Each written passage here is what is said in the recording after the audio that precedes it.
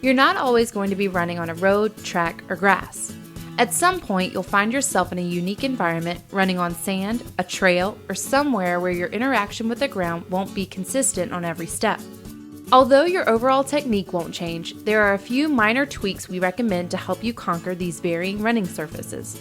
In these unique environments, it's important to approach your running technique more conservatively. This means you have to run with a higher cadence and a shorter stride length. A common place to run is on a treadmill. When running on a treadmill, you're not able to harness gravity the same way as you would when running on a road or trail. Basically, falling is negated because the belt is moving beneath you in an opposite direction. To help conquer this, you should increase the incline.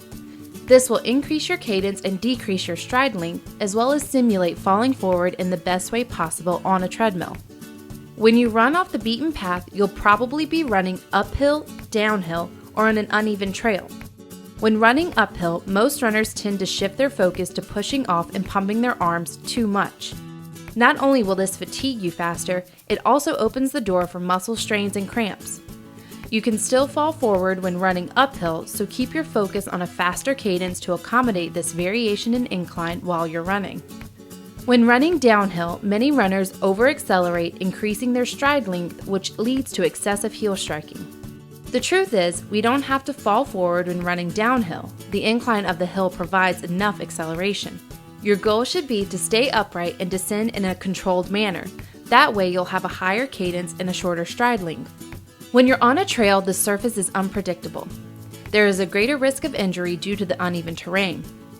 If you're landing out ahead of the body, you're exposing yourself to injury, whereas a shorter stride length with a faster cadence gives you a very short time on support and gives you a better chance to recover from a misstep, rolled ankle, or slide. If you live near the beach, chances are you go for a run on the sand. The sand crumbles under the support leg, especially if there's an added attempt to push off. The sand will react differently on every step, which leads to variability in technique. As a runner, you must be very focused on technique to maintain consistency. This is accomplished through an increased cadence, which should lead to a decreased stride length. A side note about running on sand is that it's a great feedback tool. By looking at your footprints left behind, you can discover things like, how hard is your landing? How long is your stride? Are you pushing off? And how narrow or wide your foot strike pattern is. If you have a weakness in your technique, the sand will make it visible for you to evaluate. Finally, there's running on ice. Ice is as close to running on a frictionless surface as you can get. If you land too far ahead of your body or your support leg gets too far behind your body, the risk of falling is extremely high. You must exhibit a great deal of consistency in your running technique throughout the run. Generally, we don't recommend running on ice.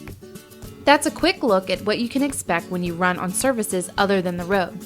Just remember, when running on these unpredictable surfaces, be sure to run more conservatively by increasing your cadence. Like what you see? Visit youtube.com/learnhowtorun for more videos.